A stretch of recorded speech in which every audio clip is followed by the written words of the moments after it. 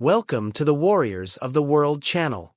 Get ready for a journey through the Middle Ages, where faith and steel blended on the battlefield, and a brotherhood of warrior monks emerged to protect Christendom and the Holy Lands. Today, we will unveil the secrets of the Knights Templar, a military order so powerful and influential that their rise and fall still echo in popular culture, fueling myths and conspiracy theories. The Knights Templar wore white mantles adorned with a red cross, symbolizing their sacred mission. But they were not just soldiers devoted to God. They were also shrewd strategists, pioneering bankers, and lords of vast fortunes. What began as a small order destined to protect pilgrims on the dangerous roads to the Holy Land grew into one of the wealthiest and most powerful institutions of medieval Europe. However, their story is far from one of continuous success. Accused of heresy, betrayed by kings, and dissolved by the Church, the Templars vanished almost as swiftly as they had arisen. But, like any great story, the end of the Templars is surrounded by mystery. To this day, intriguing questions arise. What happened to their treasure? Did they really disappear? Or do they still operate in the shadows? In this video, we will explore the rise, glory, and fall of the Templars, while also analyzing the myths surrounding these warriors that persist to this very day. The story of the Knights Templar begins in an era of religious fervor and conflict. At the end of the 11th century, Pope Urban II made a passionate appeal for Christians across Europe to unite in a holy war against the Muslims to retake Jerusalem and the Holy Land. Jerusalem, considered sacred by Christians, Jews, and Muslims alike, had been under Islamic rule for centuries.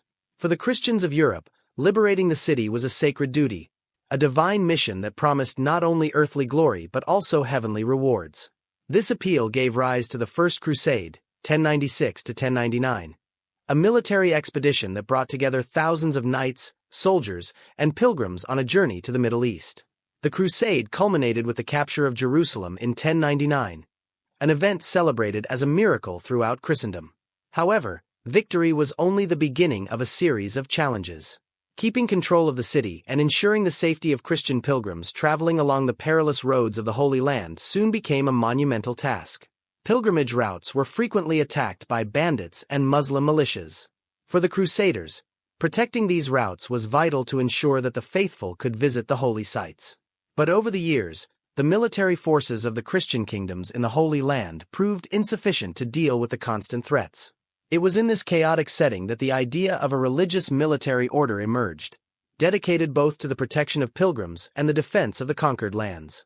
In 1119, a French knight named Hugues de Payens, along with 8 other knights, founded the Order of the Poor Fellow Soldiers of Christ and of the Temple of Solomon, better known as the Knights Templar. The name Templar comes from the fact that their headquarters was located near the Temple of Solomon in Jerusalem. Initially, the order was modest in both numbers and resources. These first Templars took vows of poverty, chastity, and obedience, living off donations and protecting pilgrims along the dangerous routes leading to Jerusalem. The Pope and the leaders of the Church saw in the order a valuable opportunity to strengthen the defense of the Holy Land, and they quickly offered their support. The growth of the order was meteoric. In 1129, at the Council of Troyes, the Templars received official approval from the Catholic Church, becoming one of the first recognized military religious orders. This approval brought with it privileges, including tax exemptions, the right to collect funds, and, most importantly, the promise that any Templar who died in battle would receive eternal salvation. These benefits attracted knights from all over Europe, eager to join the order and secure their place in heaven. Over time, the Templars became a formidable military force. They actively participated in the Crusades and earned a reputation for their bravery and discipline. However, the order also expanded beyond the Holy Land, establishing chapters throughout Europe. These chapters received donations of land and wealth from nobles who wanted to contribute to the Christian cause or simply sought divine forgiveness through generous donations. But how exactly did these warrior monks live? How did they combine their faith with their military responsibilities? To understand this, we need to take a closer look at the order's characteristics. The life of a Knight Templar was one of the most demanding and disciplined in the Middle Ages. They were both devout monks and fierce warriors. This unique combination made them a respected and feared force on the battlefield, but it also brought with it a life of sacrifice and devotion that few were willing to follow. Like other monastic orders, the Templars followed a strict religious rule. This rule, established by Saint Bernard of Clairvaux, dictated the behavior, routine, and responsibilities of each member of the order. Every Templar took a vow of poverty, meaning they could not own personal material possessions. Everything they received or acquired was given directly to the order. In addition, they took vows of chastity and obedience, committing to a life of celibacy and submission to the orders of their superiors.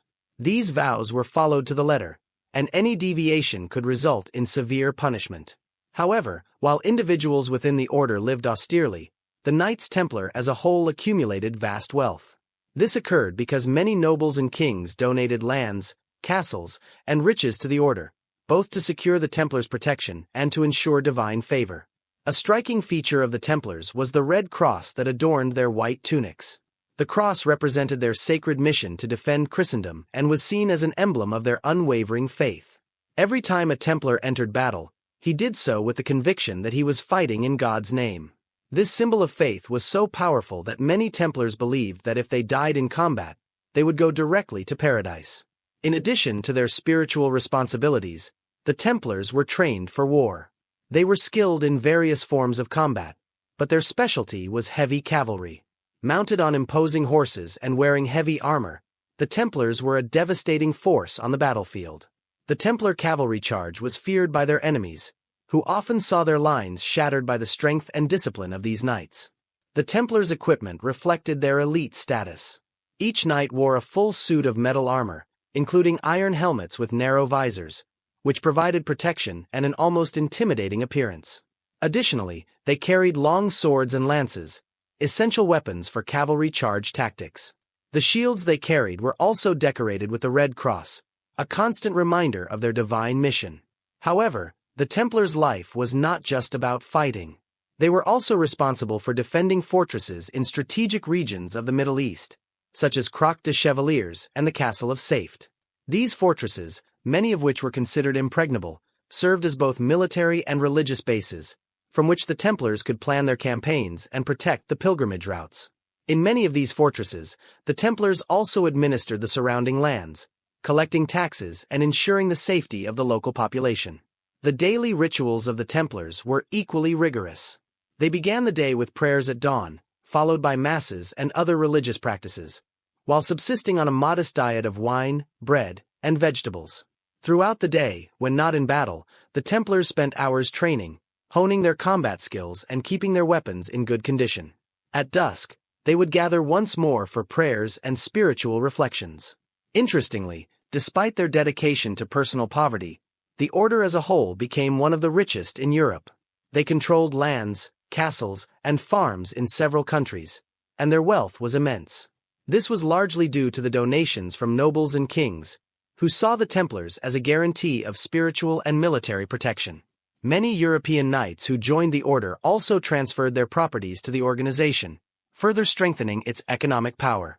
However, the Templars did not only accumulate wealth passively. They also developed an advanced financial system, which can be considered one of the first examples of international banking.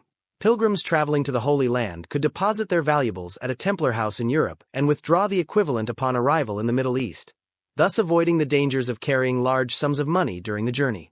This secure and efficient system allowed the order to become not only a military force but also an economic pillar. Still, as disciplined as they were, and despite their military and economic achievements, the Templars were far from invulnerable. The 13th century brought unexpected challenges, both on and off the battlefield, that would test the order's very survival. If there was one thing that defined the Knights Templar, it was their unparalleled prowess on the battlefield. They were an organized and disciplined military force, which set them apart from many medieval armies, often composed of knights seeking personal glory or riches. The Templars, on the other hand, fought for a greater purpose: to protect Christendom and ensure the safety of the Holy Land. The cavalry charge was the most famous and devastating tactic of the Templars. Imagine the scene: an army of mounted knights, all clad in gleaming armor and white mantles emblazoned with the Red Cross, charging at full speed toward enemy lines. This was the most feared moment for any army facing the Templars. The sheer force of the initial charge, combined with the knights' discipline and training, was capable of breaking even the strongest formations. The Templars' military organization was another of their strengths. Unlike many medieval armies, where hierarchy and discipline were often ignored in favor of individual glory, the Templars followed orders with military precision.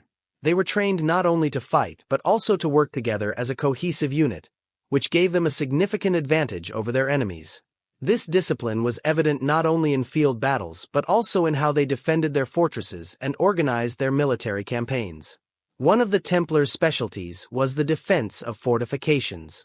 They were masters at building and defending castles and fortresses in strategic regions of the Middle East.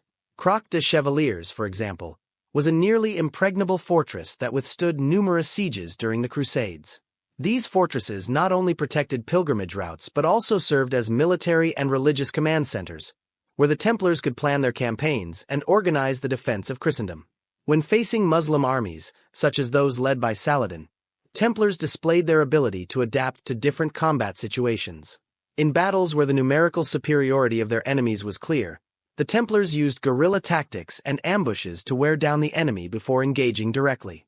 They knew the terrain better than most European crusaders and used this to their advantage, surprising enemy armies in mountainous or desert regions. Additionally, the Templars had an extremely efficient communication network, linking their various bases scattered across the Middle East and Europe. This allowed them to quickly mobilize forces and ensure that supplies and reinforcements reached where they were most needed. This logistical network was one of the pillars of Templar strength and was essential to the success of their military campaigns. The Templars were also known for their ability to maintain high morale among their troops. They viewed battle as a sacred mission, an opportunity to die in the name of God and secure eternal salvation. This unwavering faith gave the Templars extraordinary courage. For them, losing a battle did not mean the end, but rather a chance to sacrifice themselves for Christendom. This made their enemies view them as fearless and almost superhuman fighters, willing to fight to the last man. However, the order had its vulnerabilities. Although they were a dominant force during the Crusades for much of the 12th and 13th centuries, the fate of the Templars began to change with the rise of more organized and experienced Muslim leaders like Saladin. The Battle of Hattin in 1187 was one of the turning points. In that battle, the Christian army was devastated by Saladin's forces, and many Templars were captured or killed. The defeat was a crushing blow for the Templars and for the Crusaders in general, leading to the loss of Jerusalem shortly thereafter. From that point on, the Templars were forced to retreat, gradually losing their fortresses in the Middle East. In 1291, the city of Acre, one of the last Christian strongholds in the region, fell to the Muslims. With this, Christian control over the Holy Land came to an end, and the Templars, without a clear mission, began to lose their military relevance. Nevertheless, despite their military defeats in the Middle East, the Templars remained a powerful and wealthy force in Europe. They controlled vast properties, wielded influence in many royal courts, and played a crucial role in the financial system of the time. But this growing power would soon attract powerful enemies, which would seal the order's fate. The Knights Templar are shrouded in an aura of mystery and legend, which extends far beyond their official downfall at the beginning of the 14th century. Even though they were destroyed as a recognized military order, the fascination surrounding them has only grown over time, fueled by a combination of historical curiosity and conspiracy theories. One of the most intriguing aspects of the Templars is the role they played as pioneers of the banking system. During the Crusades, pilgrims traveling to Jerusalem faced many dangers along the way, including robbery and attacks by bandits. To solve this problem, the Templars created a deposit system that allowed pilgrims to deposit their valuables at a Templar house in Europe and, upon reaching the Holy Land, withdraw the equivalent in local currency. This system is widely regarded as the precursor to modern banking, and through it, the Templars became not only protectors of pilgrims but also the most trusted bankers in medieval Europe. The Templars also accumulated wealth in other ways. Many nobles and kings donated lands and fortunes to the order, both as a way to secure their divine protection and to finance the Crusades. Additionally, the order collected tributes from their properties spread across Europe, and these revenues increased their economic power. The wealth accumulated by the Templars became so great that, at the height of their power, they even lent money to kings, such as King Philip IV of France, also known as Philip the Fair. But it was precisely this wealth and influence that led to their downfall. In 1307, Philip IV, deeply indebted to the Templars, saw an opportunity to rid himself of his debts while weakening one of the most powerful institutions of the time. Using accusations of heresy and blasphemy, Philip orchestrated the mass arrest of the Templars in France. The arrest took place on Friday, October 13, 1307, a date that still carries a connotation of bad luck, thanks to the Templars' infamous fate. Under torture, many Templars confessed to crimes they likely did not commit, including idol worship, sodomy, and even satanic practices. These forced confessions gave King Philip the justification he needed to pressure Pope Clement V to dissolve the order. In 1312, the Pope, under political pressure, decreed the end of the Knights Templar. The Grand Master of the order, Jacques de Molay, was imprisoned and, in 1314, burned at the stake. However, before his death, Jacques de Molay is said to have cursed King Philip and Pope Clement, declaring that both would die within a year. Curiously, both Philip and the Pope died within that period, which only fueled the legends surrounding the Templars' mystical power. Since then, the story of the Templars has been steeped in mystery and conspiracy theories, which persist to this day.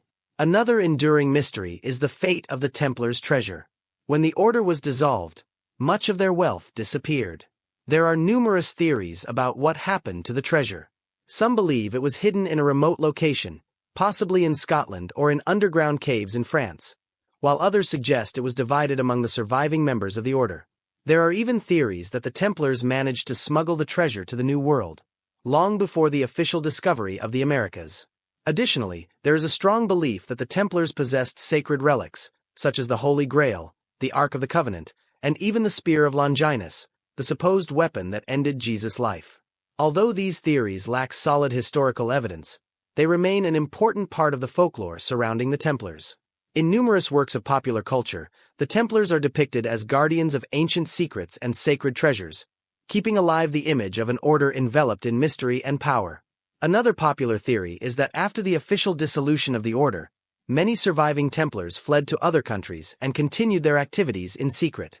It is believed that some Templars settled in Scotland, where they may have helped influence Robert the Bruce's victory against the English at the Battle of Bannockburn. This theory suggests that the Templars continued to operate in secrecy, eventually becoming part of other secret societies, such as the Freemasons. Many historians dismiss these claims as speculation, but they continue to capture the popular imagination. Thus, the Knights Templar left behind a legacy that goes beyond their military and religious history. They became symbols of hidden power, mystery, and conspiracy, captivating the imagination of generations of historians, writers, and filmmakers. Even today, more than 700 years after their fall, the Templars remain one of the most enigmatic and fascinating orders in history. Over the centuries, the Knights Templar have become iconic figures in popular culture. Their stories of bravery, mystery, and power have inspired countless works of art, books, films, TV series, and even video games. They are portrayed both as divine heroes and as sinister conspirators, depending on the narrative perspective. In cinema, one of the best-known films exploring the myths surrounding the Templars is The Da Vinci Code, 2006, based on the best-selling novel by Dan Brown. The film, like the book, revolves around a conspiracy involving the Church, the Templars, and the Holy Grail. Although the work freely mixes historical facts with fiction, it helped reignite modern interest in the mysteries surrounding the Templars. Another cinematic classic, Indiana Jones and the Last Crusade, 1989, also features the Templars as guardians of the Holy Grail.